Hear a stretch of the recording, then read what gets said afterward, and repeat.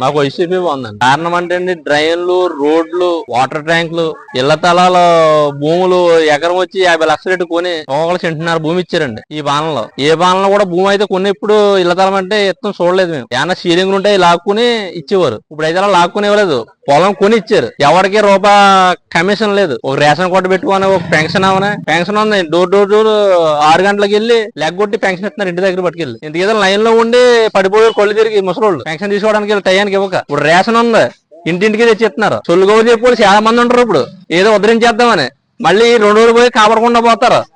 Corona 2 సంవత్సరాలు ఎర్రదీసేసింది. ఎవడో road మీద వచ్చి చేస్తున్నా ఎవడు కాపాడలేదు. జగన్ గారు, రాజా గారు అని రోడ్లు అంటే తిరుగుతా ఉన్నారు వాళ్ళు ఆ 2 సంవత్సరాలు కూడా. ఇప్పుడు వచ్చి ఎవడో నేను ఉన్నానా నుంచినోడు ఎవరు లేరు. జక్కంపూడి రాజా గారు అండి. ఈ ఊరికండి 6 కోట్ల రూపాయలు పనిచేశారు జక్కంపూడి రాజా గారు. అయితే సిమెంట్ రోడ్లు అండి, డ్రైన్లు, వాటర్ ట్యాంకులు, సచివాలయం కట్టించారు, రైతు భరోసా, ఎర్త్ గేనింగ్ అని హాస్పిటల్ ఒకటి కట్టించారు, పాల కేంద్రం ఒకటి కట్టించారు.